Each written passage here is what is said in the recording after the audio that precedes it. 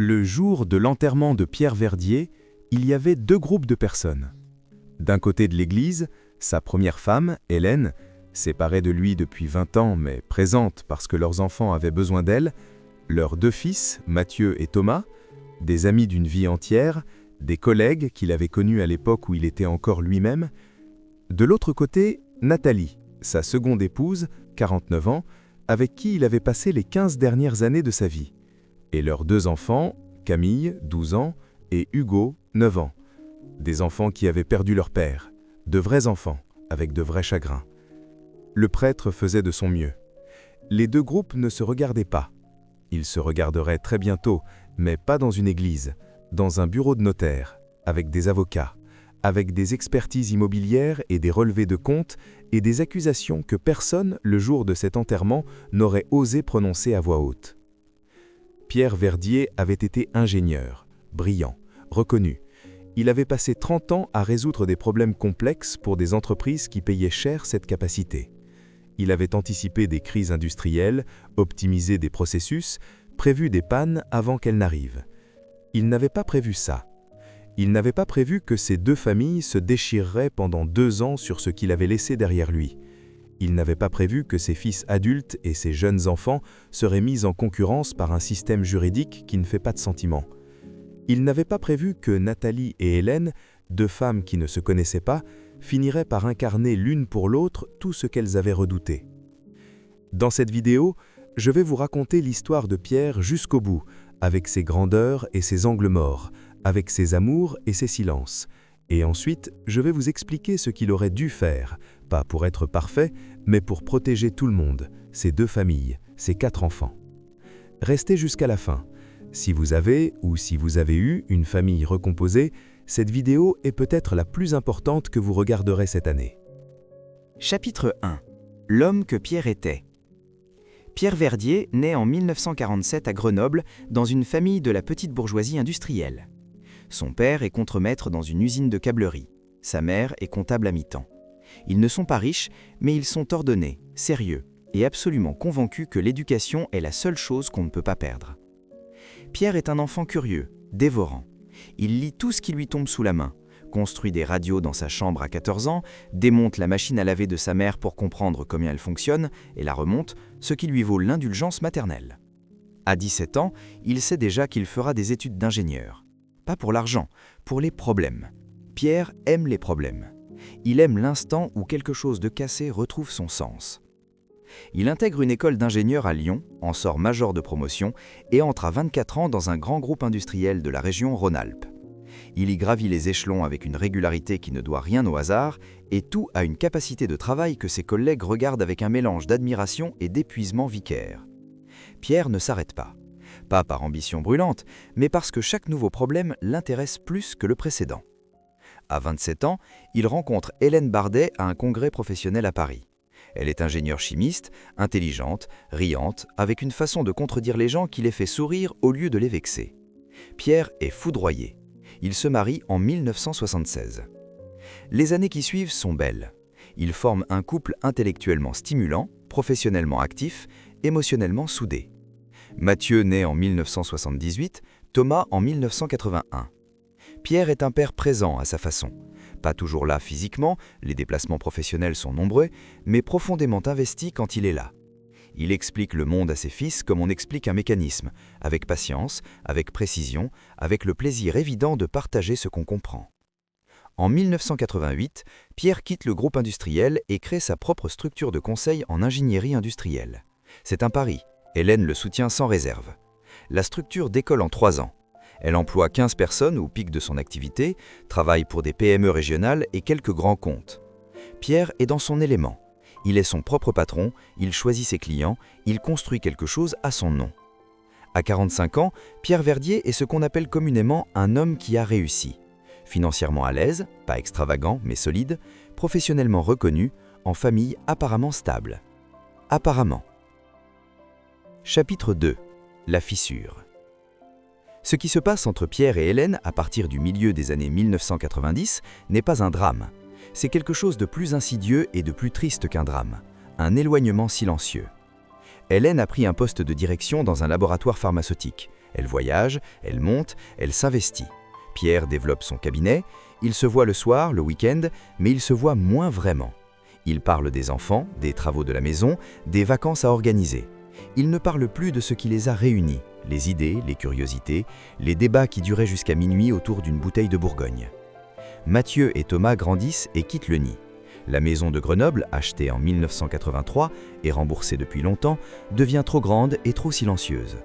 Pierre et Hélène circulent comme deux planètes sur des orbites parallèles qui ne se croisent plus. En 1998, ils se séparent, proprement, sans guerre, avec la tristesse digne des gens qui se respectent encore, même quand ils ne s'aiment plus comme avant. Mathieu a 20 ans, Thomas 17 ans. Ils encaissent le choc avec la résignation des enfants qui l'avaient senti venir. Hélène conserve la maison familiale. Pierre prend un appartement à Grenoble et un autre patrimoine, négocié lors de la liquidation du régime matrimonial. Le divorce est finalisé en 2000. Pierre a 52 ans. Il est libre pour la première fois depuis 24 ans et pour la première fois depuis longtemps, il ne sait pas quoi faire de cette liberté. Chapitre 3. Nathalie. Pierre rencontre Nathalie Sormand en 2004. Il a 57 ans. Elle en a 36. Elle est graphiste indépendante, vive, créative, avec une façon de regarder le monde qui n'a rien à voir avec les ingénieurs et les dirigeants d'entreprise que Pierre fréquente d'habitude. Elle voit la couleur là où il voit des équations. Elle entend de la musique là où il entend du bruit. Elle l'étonne. Nathalie est consciente de la différence d'âge. Elle y réfléchit. Elle en parle à ses amis, à sa mère. Elle n'est pas naïve. Mais Pierre n'est pas un homme ordinaire. Il est attentif, curieux, généreux de son temps et de son intelligence. Il ne condescend jamais. Il écoute vraiment. Pour Nathalie, qui a connu des hommes de son âge trop préoccupés d'eux-mêmes, c'est quelque chose. Ils se mettent en couple en 2005. Pierre lui propose de s'installer dans l'appartement grenoblois qu'il occupe depuis son divorce. Elle accepte. Mathieu et Thomas apprennent la nouvelle par leur père, lors d'un dîner qu'il a soigneusement préparé. Pierre prépare tout soigneusement. Ils réagissent poliment. Mathieu, 27 ans, est occupé par sa propre vie, son propre travail, sa compagne. Il juge la situation de loin avec une neutralité de façade qui cache une gêne réelle. Thomas, 24 ans, est plus direct. Il dit à son père, en tête-à-tête après le dîner, « Elle a mon âge, papa ». Pierre répond, « Je sais ». Il n'en reparle pas. Ce silence entre Thomas et son père sur le sujet de Nathalie est le premier d'une longue série. En 2007, Nathalie est enceinte.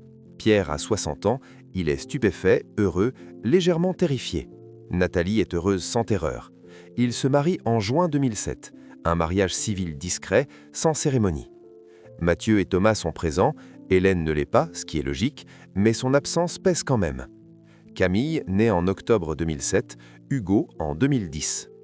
Pierre a 63 ans quand il tient Hugo pour la première fois. Ses amis font des blagues sur les couches et les maisons de retraite. Pierre rit. Il est sincèrement heureux.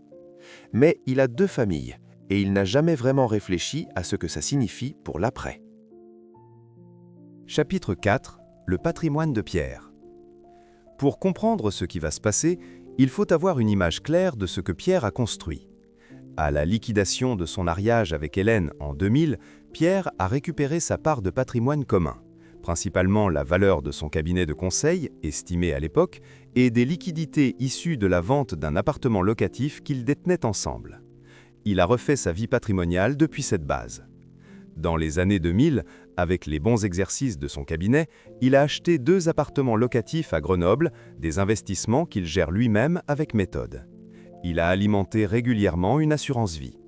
Il a cédé son cabinet en 2012 à 65 ans dans de bonnes conditions. Le repreneur est un ancien associé, la transition est propre. Avec Nathalie, ils achètent en 2009 une belle maison à Mélan, dans la banlieue résidentielle de Grenoble. Une maison à 4 chambres, un jardin, un bureau pour Pierre. C'est leur maison commune, achetée pendant le mariage, sous le régime légal de la communauté réduite aux acquêts. Elle appartient donc pour moitié à chacun d'eux. Les 2 appartements locatifs, eux, ont été achetés par Pierre seul, avant le mariage avec Nathalie, avec des fonds qui lui appartenaient en propre. Ils ne font pas partie de la communauté. Pierre a aussi, depuis des années, un compte-titre et une assurance vie alimentée régulièrement. L'assurance vie a été souscrite en 2001, avant Nathalie, avant le remariage. La clause bénéficiaire désigne ses enfants à parts égales. À l'époque où Pierre l'a rédigé, il avait 2 enfants, Mathieu et Thomas. Il n'a jamais mis à jour cette clause. Quand Camille et Hugo naissent, Pierre se dit plusieurs fois qu'il faudra régler ça. Il ne le règle pas.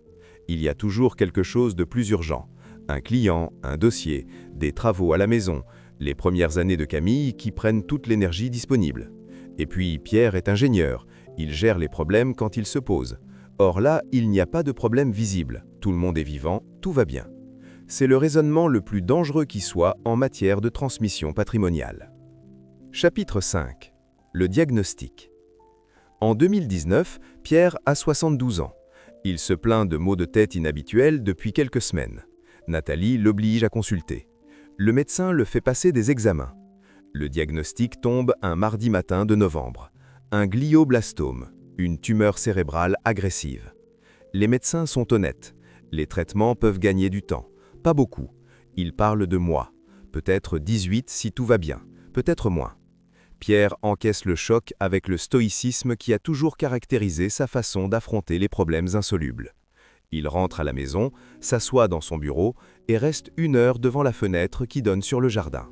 Nathalie est dans la pièce d'à côté, effondrée. Camille est à l'école, Hugo aussi. Pierre sort de son bureau et dit à Nathalie « Il faut qu'on appelle un notaire ». C'est sa façon d'être là, de dire qu'il l'aime. Il appelle Mathieu et Thomas le soir même. Les 2 fils prennent la nouvelle différemment. Mathieu, 41 ans, est silencieux, puis dit qu'il prend le premier train. Thomas, 38 ans, pleure au téléphone, ce qui surprend Pierre, qui pensait que son fils cadet avait tourné la page de leur relation distante. Thomas dit « Papa, je suis désolé pour toutes les fois où j'aurais dû appeler ». Pierre dit « Moi aussi ». C'est peut-être la conversation la plus honnête qu'ils aient eue depuis 20 ans. Mais entre l'appel du notaire et la mort de Pierre, il va se passer quelque chose que personne n'a anticipé. Et ça commence par une visite. Chapitre 6. Les visites. Mathieu et Thomas commencent à venir régulièrement à Mélan. C'est naturel, leur père est mourant. Ils veulent être présents, ils veulent du temps avec lui. Mais leur présence dans la maison de Nathalie crée une tension que personne ne nomme, mais que tout le monde ressent. Nathalie a 49 ans. Elle a 2 enfants de 12 et 9 ans. Elle s'occupe de Pierre. Les traitements, les rendez-vous médicaux, les nuits difficiles, les jours de grande fatigue. Elle est épuisée. Elle est terrifiée par l'avenir. Elle calcule, pas par avarice, par survie, ce qu'il restera pour elle et ses enfants quand Pierre ne sera plus là. Mathieu et Thomas voient une femme beaucoup plus jeune que leur père, qui vit dans une belle maison, qui a 2 enfants à charge et qui sera, après le décès, dans une position financière très différente de la leur. Ils ne le disent pas comme ça, ils disent qu'ils s'inquiètent pour leur père, qu'ils veulent s'assurer que ses volontés seront respectées, que les biens de la famille, entendez ceux qui existaient avant Nathalie, restent dans la famille. Pierre entend ces 2 sons de cloche. Il essaie de naviguer entre les deux, il a des conversations séparées avec Mathieu, avec Thomas, avec Nathalie. Il ne les réunit jamais tous ensemble. C'est une erreur, peut-être la dernière grande erreur de cet homme qui avait passé sa vie à résoudre les problèmes complexes, mais qui n'avait jamais su gérer les problèmes qui impliquaient ses propres émotions. Il prend rendez-vous avec son notaire habituel. Il y va seul, sans Nathalie, sans ses fils. Il veut voir où il en est. Le notaire lui dresse un tableau qu'il n'aime pas. La clause bénéficiaire de l'assurance vie, qui ne mentionne que Mathieu et Thomas, et pas Camille et Hugo, les 2 appartements locatifs qui sont ses biens propres, et qui iront donc en parts égales à ses 4 enfants, conformément à la réserve héréditaire, la maison de Mélan qui est un bien commun, et dont la moitié appartient à Nathalie, l'autre moitié à sa succession. Pierre comprend 2 choses ce soir-là. La première, la situation est plus complexe qu'il ne le pensait. La seconde, il a trop attendu. Chapitre 7. La course contre la montre. Pierre a encore toutes ses facultés. Les traitements l'affaiblissent physiquement, mais pas cognitivement, pas encore. Il a quelques mois, peut-être, il décide d'agir. Il modifie sa clause bénéficiaire d'assurance vie pour inclure ses 4 enfants à parts égales. C'est la décision la plus simple et la plus équitable. Il la prend en 15 minutes chez son assureur. Il rédige un testament holographe, écrit à la main, daté, signé, valide juridiquement, dans lequel il exprime ses volontés sur le partage de ses biens propres. Il veut que les 2 appartements locatifs soient gérés en indivision entre ses 4 enfants, avec Nathalie comme référente pour les décisions courantes, jusqu'à la majorité de Camille et Hugo. Il fait aussi une donation à Nathalie de son vivant, une somme issue de ses liquidités, pour lui constituer un coussin financier indépendant des batailles successorales à venir. Mais il ne fait pas tout ce qu'il aurait dû faire. Il n'a pas le temps, ou il pense ne pas avoir le temps, ce qui n'est pas tout à fait la même chose. Il ne réunit pas ses enfants. Il n'explique pas à Mathieu et Thomas pourquoi Camille et Hugo ont les mêmes droits qu'eux. Il ne dit pas à Nathalie ce qu'il a prévu dans le testament. Il agit, mais seul, dans son bureau, avec ses documents, comme il a toujours agi. Pierre Verdier décède en septembre 2020. Il avait 73 ans. La maladie avait duré 11 mois. Chapitre 8. La guerre. La réunion chez le notaire a lieu en novembre 2020. Mathieu et Thomas d'un côté, avec un avocat, Nathalie de l'autre, avec le sien. Les enfants, Camille et Hugo, ne sont évidemment pas là, mais ils sont présents dans chaque ligne des documents. Le testament est lu, la modification de la clause bénéficiaire est actée, et c'est là que la première bombe explose. Mathieu et Thomas ne savaient pas que la clause avait été modifiée.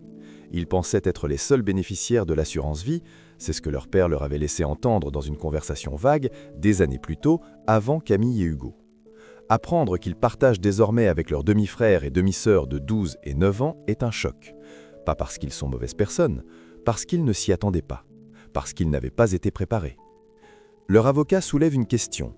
La donation faite à Nathalie de son vivant est-elle prélevée sur les biens propres de Pierre ou sur les biens communs ? Si elle l'est sur les biens communs, Mathieu et Thomas peuvent contester qu'elle réduit leur part sans leur accord. Nathalie, de son côté, conteste la gestion en indivision proposée par le testament pour les appartements locatifs. Elle dit qu'elle ne peut pas gérer seule des biens immobiliers avec 4 cohéritiers, dont 2 adultes qui ne lui font pas confiance. Elle demande la vente des appartements et le partage du produit. Mathieu et Thomas refusent la vente. Les appartements leur rappellent leur père. Thomas y habitait pendant ses études. Ce n'est pas rationnel, mais la succession n'est jamais entièrement rationnelle. La procédure dure 2 ans. 2 ans pendant lesquels Nathalie gère seule 2 enfants qui ont perdu leur père, dans une maison qui est partiellement objet de litige. 2 ans pendant lesquels Mathieu et Thomas ne voient pas Camille et Hugo, leurs propres demi-frères et sœurs. 2 ans de frais d'avocat qui fondent le patrimoine commun comme neige au soleil. Chapitre 9. Le retournement. Le retournement vient d'où personne ne l'attend. Thomas, le plus emporté des 2 frères, celui qui avait le plus de rancœur accumulée contre Nathalie, reçoit un appel de Camille, sa demi-sœur, en janvier 2022. Camille a 14 ans, elle a obtenu le numéro de Thomas par une tante. Elle lui dit « Je ne sais pas pourquoi vous vous battez. Papa nous aimait tous. Il me parlait de vous tout le temps. » Thomas ne répond pas tout de suite. Il y a un silence au téléphone qui dure 10 secondes. Puis il dit « Il te parlait de nous ?» Camille dit oui. Elle dit que son père avait une photo de Mathieu et Thomas sur son bureau, à côté des photos d'elle et Hugo, qu'il leur montrait les photos le soir parfois et racontait des histoires sur quand ces grands garçons étaient petits. Thomas raccroche. Il appelle Mathieu. Il lui raconte la conversation. Quelque chose se déplace ce soir-là dans la tête de Mathieu. Pas une transformation spectaculaire, juste un déplacement. Une fatigue peut-être. La fatigue des gens qui se battent si longtemps qu'ils ont oublié pourquoi. Les 2 frères proposent une médiation. Nathalie accepte, elle aussi est épuisée. Un médiateur familial spécialisé en succession est mandaté.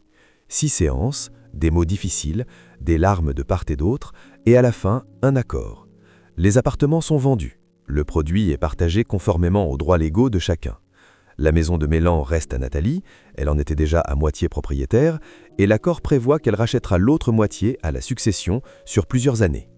Mathieu et Thomas rencontrent Camille et Hugo pour la première fois vraiment lors d'un déjeuner à Grenoble en juin 2022.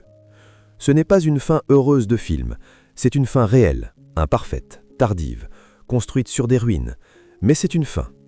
Et en sortant de ce déjeuner, Mathieu dit à Thomas une phrase que Pierre aurait aimé entendre « Il aurait pu nous éviter tout ça, on aurait dû lui dire que c'était important ».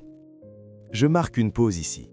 Parce que si vous regardez cette vidéo et qu'une partie de l'histoire de Pierre vous touche, si vous avez vous-même une famille recomposée, des enfants de plusieurs unions, une situation que vous avez remise à plus tard, je vais vous dire quelque chose directement.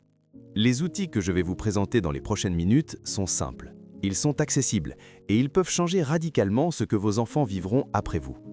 Partagez cette vidéo maintenant avec quelqu'un qui en a besoin.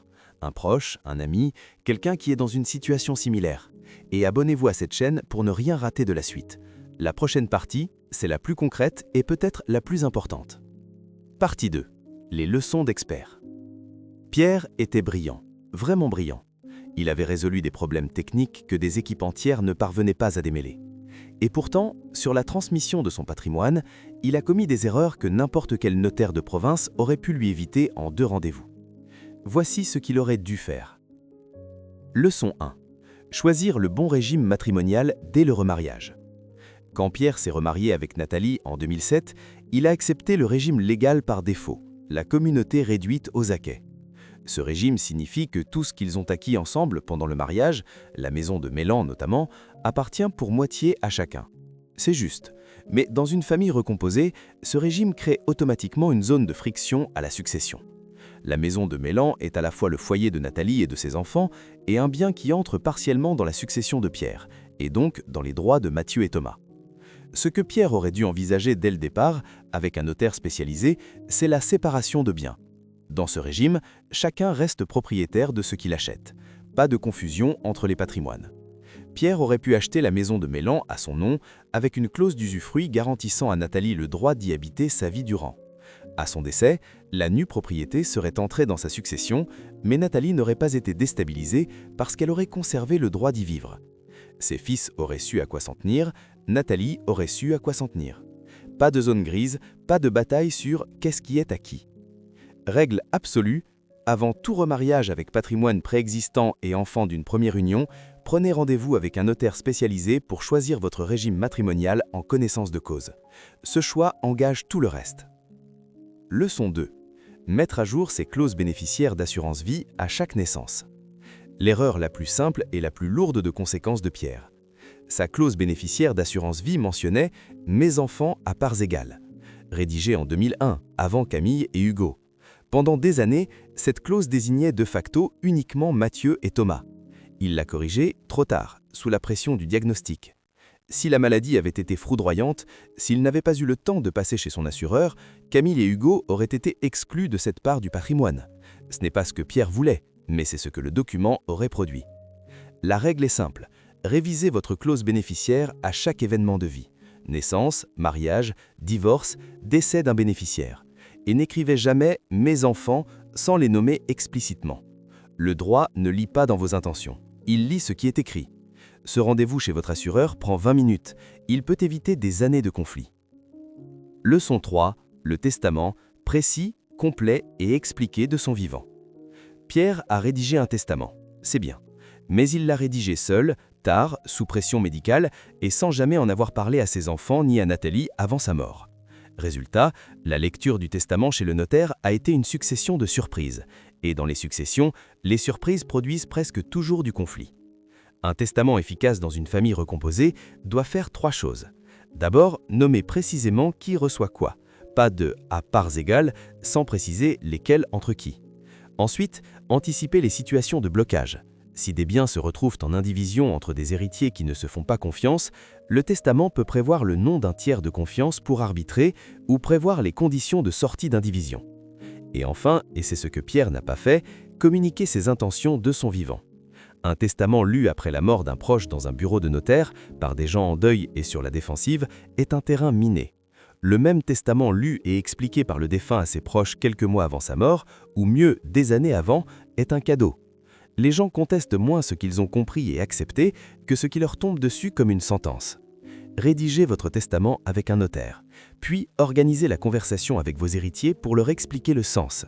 Cette conversation est inconfortable, elle est aussi l'une des choses les plus aimantes que vous puissiez faire pour eux.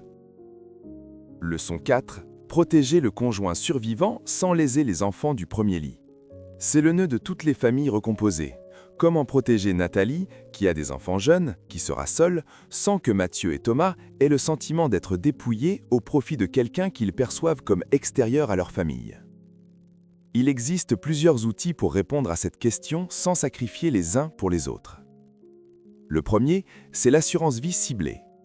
Pierre pouvait souscrire un contrat d'assurance vie dédié à Nathalie en dehors de la succession, avec une fiscalité avantageuse pour lui assurer un matelas financier indépendant. Ses fils n'y ont aucun droit légal.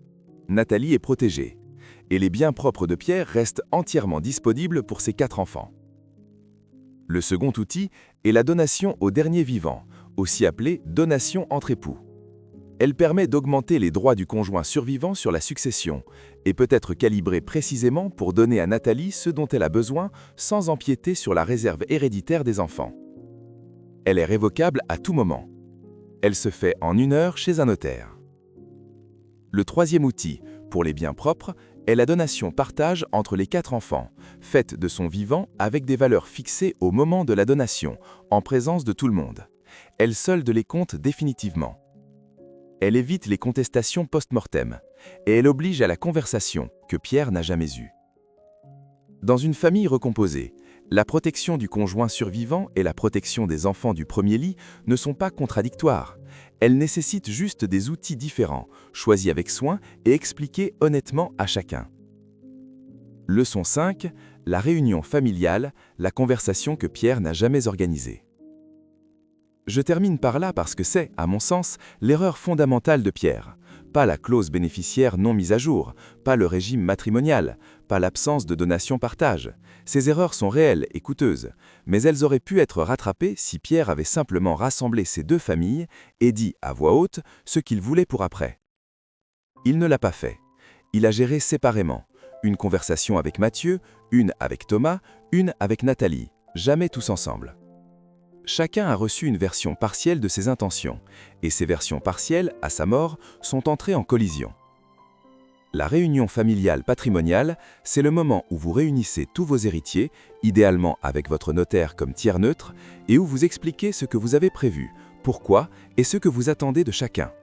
Vous ne demandez pas la permission, vous expliquez, vous donnez du sens, vous permettez à chacun de poser ses questions, d'exprimer ses inquiétudes avant que la mort ne rende tout irrévocable.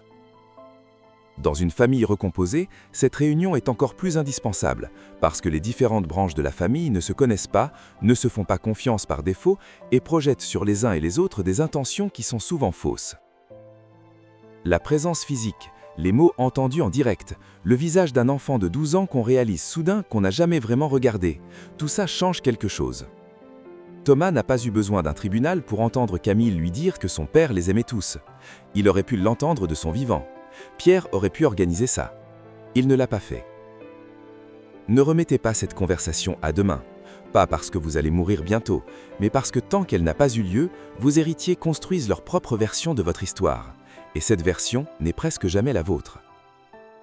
Pierre Verdier avait résolu des problèmes que des équipes entières ne parvenaient pas à démêler. Il n'avait pas résolu celui-là. Pas par manque d'intelligence, par manque de temps, le temps qu'il croyait avoir et qu'il n'a pas pris. Par manque de courage peut-être, parce que la conversation avec ces 2 familles réunies lui faisait peur. Par excès de confiance dans les documents, dans les outils, dans le fait que les choses finiraient par s'arranger. Les choses ne s'arrangent pas toutes seules, elles s'arrangent quand on les arrange. Le bon régime matrimonial, la clause bénéficiaire à jour, le testament précis et expliqué, l'assurance vie dédiée au conjoint, la donation-partage entre tous les enfants, et la conversation, la vraie, celle qu'on redoute, celle qui demande qu'on regarde ses enfants en face et qu'on leur dise ce qu'on veut pour eux, ensemble, après soi. Ce ne sont pas des outils réservés aux juristes ou aux grandes fortunes, ce sont des outils pour tout le monde, pour vous, quelle que soit la taille de ce que vous avez construit, quelle que soit la complexité de votre situation familiale. Vous avez travaillé pour laisser quelque chose, prenez le temps de décider comment ça se passera. Voilà ce que je vous demande pour finir. Si cette vidéo vous a donné quelque chose, une réflexion, une information, l'envie de décrocher votre téléphone pour prendre rendez-vous avec un notaire, abonnez-vous à cette chaîne. Chaque semaine, je publie des contenus sur ces sujets qui concernent des millions de familles françaises et dont on ne parle pas assez. Et laissez un commentaire pour me dire ce qui vous a touché dans l'histoire de Pierre ou pour me poser une question sur votre propre situation. Je lis tout, et votre question est peut-être celle que des centaines d'autres personnes n'osent pas poser. À très bientôt.